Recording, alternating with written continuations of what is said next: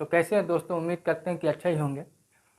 तो आईपीओ के सारे जब प्रोसेस समझ ही गए, आईपीओ मतलब लिस्टिंग होने के लिए जब सारे प्रोसेस हम समझ चुके हैं, तो एक बार डीलिस्टिंग भी समझ लेते हैं।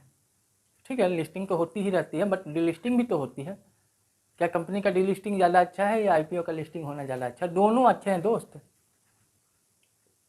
ना, कंफ्यूज हो गए ना। डीलिस्टिंग ठीक है, आप ये डिसाइड करना कि दोनों अच्छे हैं कि नहीं। मेरे मायने से तो दोनों अच्छे हैं। आ, क्यों? क्योंकि डीलिस्टिंग वही कंपनी होती है जो ग्रोथ में उसे या तो समझ में नहीं आता, या तो देखो मिनिमम दो रीजन्स होते हैं। पहले हम रीजन समझ लेते हैं कि क्या होता है, फिर टाइप समझेंगे, फिर नेसेसिटी समझेंगे कि डीलिस्टिंग होने के लिए ज़रूरी क्या है, फिर हम देखेंगे लिस्टिंग और डीलिस्टिंग में क्या अंतर होते हैं। ठीक है, हो सकता है कि उल्टा पुल्टा भी हो, बट देखते हैं क्या होता है। तो यहाँ पे समझते हैं रीजन्स। देखो रीजन्स एक वो होता है कि जब कंपनी को लगता है कि नहीं मेरा वैल्यूएशन हाई होना चाहिए, बट मार्केट में मेरा वैल्यूएशन को सही तरह से नहीं नापा जा रहा है। मतलब एक तो वैल्यूएशन को लेकर हो सकता है, ठीक है, क्या को लेकर, तो वैल्यूएशन को लेकर कि वैल्यूएशन कंपनी को सही नहीं दिख रहा हो। दूसरी चीज़, जैसा कि वेदांता ने बताया कि मुझे कुछ चेंजेस करने हैं जो कि हो सकता है कि इन्वेस्टर को समझ में ना आए, वो गलत तरीके से रिएक्ट कर जाए, तो फिर कंपनी लाती है। और तीसरी कि जब भी कंपनी चाहती है कि मेरे ग्रोथ में, ठीक है, कंपनी के ग्रोथ में मैं किसी और को क्यों पार्टनर बनाऊं, मतलब वो चाहती ही नहीं कि आप उसका पार्टनर बने, तो फिर आप क्यों उसमें इन्वेस्टेड रहोगे, नहीं रहोगे। ये 3 मेन कारण है, बाकी बहुत सारे कारण है, उसके पीछे नहीं भागेंगे हम लोग यहाँ समझते हैं ये 3 कारण। पहला वैल्यूएशन, फिर चेंजेस, कंपनी कुछ भी चेंजेस लाना चाहती है, या तो कंपनी चाहती है कि आप उसके ग्रोथ में पार्टनरशिप ना करें। ठीक है, तो ये तीनों चीज़ में यदि वो चाहती है ऐसा, तो आपको तो सीधा समझना चाहिए कि कंपनी का यदि वैल्यूएशन मार्केट तय नहीं कर रही है, तो केवल आपको क्यों लग रहा है कि वैल्यूएशन उसका मार्केट के हिसाब से ज़्यादा होना चाहिए।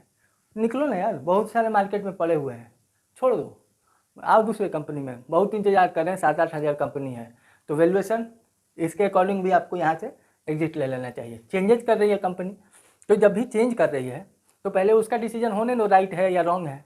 चेंज करने में पता चला कि कंपनी ही कुछ हो गया, कंपनी ही ख़त्म हो गई, तो फिर क्यों अब डूबते हुए या स्क्रूटनी होते हुए, कटते हुए पेड़ में आप क्यों ऐसे पैर फंसा के रहोगे। निकलो, तब तक कहीं और पैसा कमाओ। जब कंपनी चेंज करके सही से अपने आप को फिनिश पॉलिश वॉलिश करके आएगी, तो फिर से इन्वेस्टेड हो जाना। तो उस सिनेरियो में भी आपको नहीं होना चाहिए। और तीसरा, जब कंपनी नहीं चाह रही कि आप उसके ग्रोथ में पार्टनर हो, तो आप क्यों उसमें ज़बरदस्ती अपना जो है पैर अड़ा के रखे हो कि नहीं हम तो चलेंगे ही, आपके चाहने ना चाहने से क्या होने वाला है। तो ये सब चीज़ में अड़ीबाजी मत करो। डीलिस्टिंग जहाँ भी आए, मतलब कंपनी चाहती है कि हमारा जो है किसी के साथ ज़्यादा पार्टनरशिप वाली बात अब ना रहे, तो उसमें इन्वेस्टेड नहीं होना चाहिए। ये रीजन समझते हैं, बट ये तो कंपनी चाहती है, ठीक है। तब कब ये चाहती है, जब वो वॉलेंटरी रिटायरमेंट ले, मतलब वॉलेंटरी डिलिस्टिंग हो। यहाँ पे समझते हैं टाइप्स कि देखिए टाइप्स 2 टाइप के होते हैं डिलिस्टिंग का। एक तो इनवॉलेंट्री होता है। इनवॉलेंट्री मतलब क्या होता है कि जब भी कंपनी कभी कभी क्या होती है कि सेबी के रूल को फॉलो नहीं कर पाती या एक्सचेंज को रूल को फॉलो नहीं कर पाती, ठीक है, तो उसे सेबी और एक्सचेंज जो है मार के बाहर करती है कि निकलो, तुम हमारे लायक नहीं हो। समझे, मतलब तुम हमारे लायक नहीं हो, इसलिए कट लो यहाँ से। दूसरा होता है कि कोई फ्रॉड कर दिया या स्कैम कर दिया, ठीक है, तो ऐसे में तो ज़रूरी है कि उसे डिलिस्टिंग हो जाना चाहिए। क्योंकि ऐसे कंडीशन में कभी भी इन्वेस्टमेंट जो है, इन्वेस्टर जो हैं, कई ऐसे इन्वेस्टर होते हैं जो लगा के कहते हैं ना कि हम तो लॉन्ग टर्म के लिए सोचे हैं भैया, देखेंगे तो 1-2 साल का ओपिनियन कौन लेता है। ऐसा नहीं है दोस्त, क्योंकि कंपनी में कभी भी उतार चढ़ाव होते हैं, कंपनी में कभी भी फ्रॉड सामने आ सकता है। आप सोए हैं, पता चला आपका सारा पैसा गोल। तो वैसे कंडीशन में भी सेबी चाहता है थोड़ा बहुत कि नहीं बचा दें किसी को, बट वो नहीं बचना चाह रहा है, तो वो उसकी इच्छा। ऐसे होते हैं, ठीक है। तीसरा कंडीशन वो कब होता है, जब वो समाप्त हो जाए, मतलब बैंकरप्सी, माले ख़त्म हो जाए, तो कंपनी जब नहीं रहेगी तो लिस्टिंग डिलिस्टिंग का तो बात ही छोड़ दो।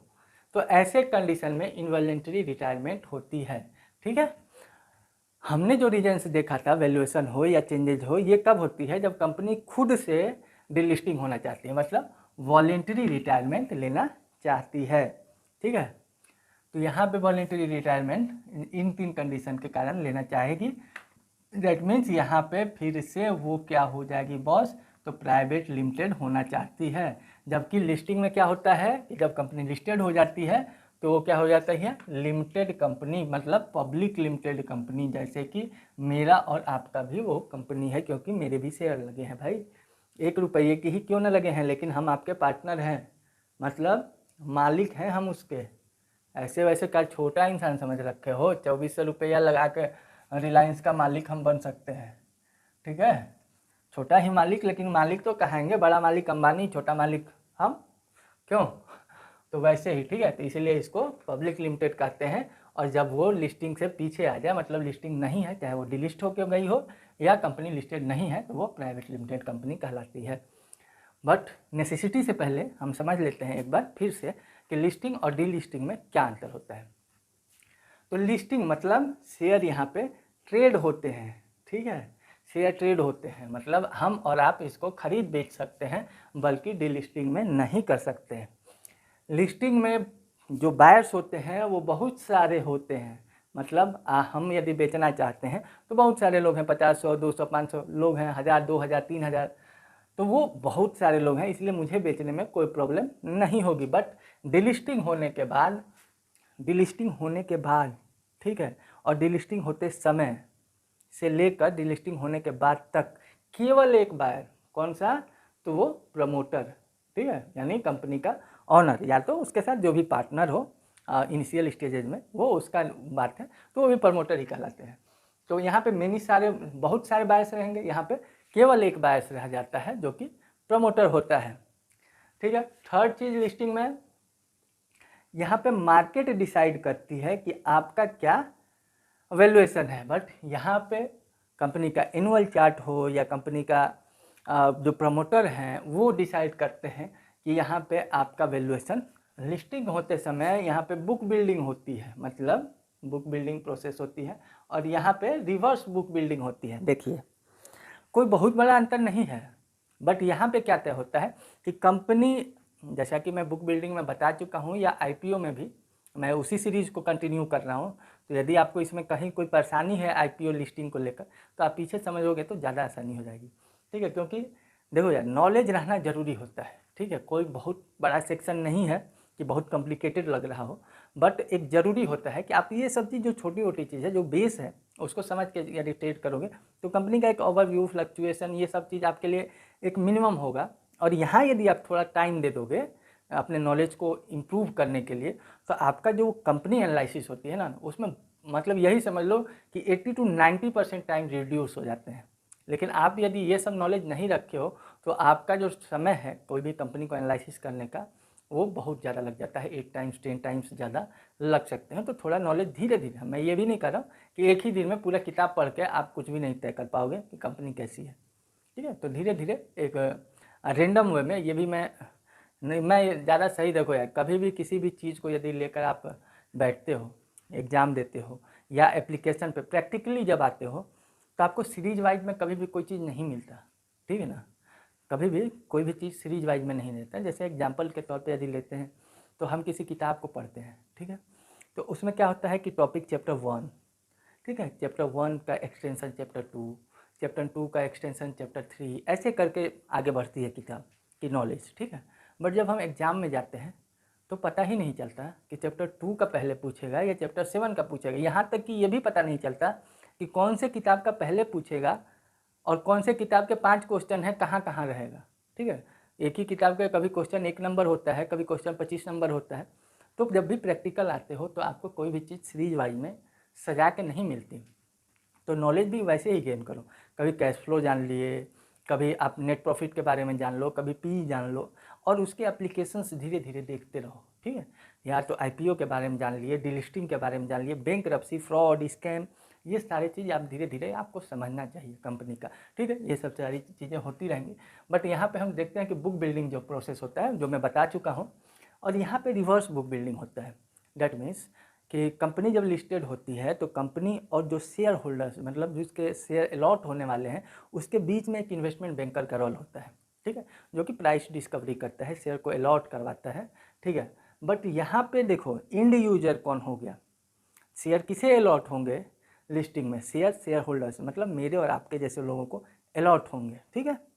यहाँ पे बायर्स हम हैं लिस्टिंग में, बट यहाँ पे रिवर्स बुक बिल्डिंग में भी वही चीज़ होगा, इन्वेस्टमेंट बैंकर रहेंगे, प्राइस डिस्कवरी भी वही करेंगे, बट यहाँ पे end of the user promoters buyers हो जाते हैं और हम सेलर्स हो जाते हैं, ठीक है।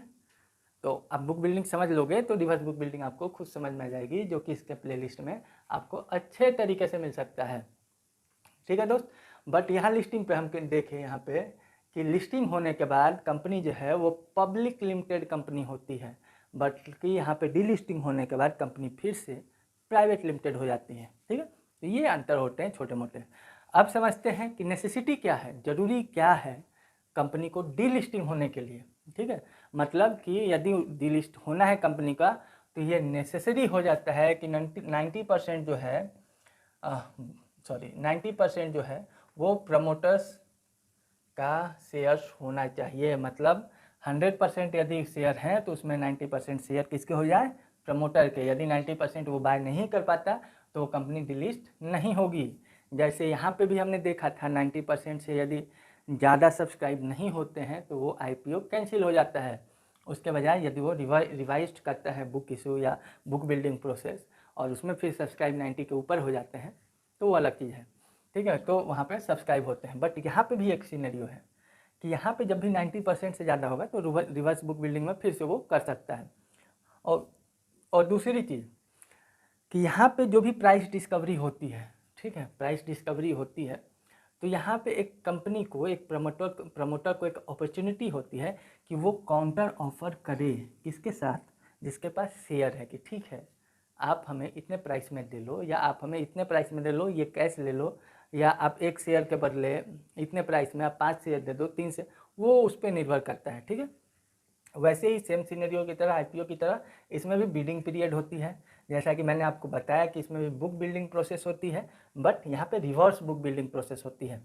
अप्रूवल लिस्टिंग में भी होना ज़रूरी होता है और यहाँ पे इसका भी होना ज़रूरी होता है, किसका, एक्सचेंज का, ठीक है। बट ये सारे प्रोसेस एक दायरे में रह के किया जाता है। जो रूल्स होते हैं, चाहे वो कंपनी का हो, ठीक है, कंपनी एक्ट हो या सेबी एक्ट हो या एक्सचेंज एक्ट हो, इन्हीं तीनों एक्ट के रूल के अकॉर्डिंग ही सारे प्रोसेस होते हैं। ऐसा नहीं कि इसके डीलिस्टिंग हो रहा है तो बियॉन्ड द रूल चले जाएं। खेला है, कभी भी हम अपने हिसाब से खेल नहीं सजा सकते, ठीक है। यहाँ पे रूल होता है।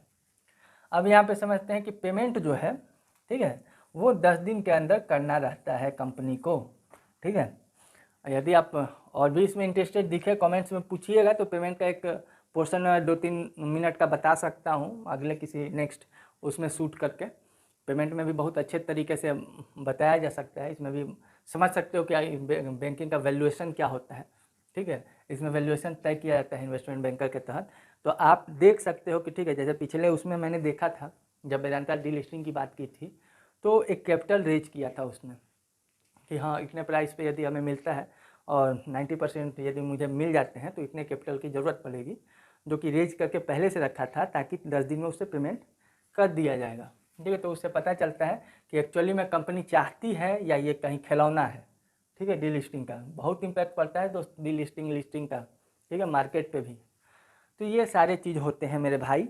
बाकी जो शेयर्स बच जाते हैं, ठीक है, इसमें क्या होता है कि कभी कभी हम कान में तेल डाल के सो गए, पता ही नहीं चला कंपनी कब डीलिस्टिंग की बात की, कहाँ सोए थे, पता नहीं हिमालय में समाधि ले लिए थे क्या, हैं, तभी ना पता नहीं चलता।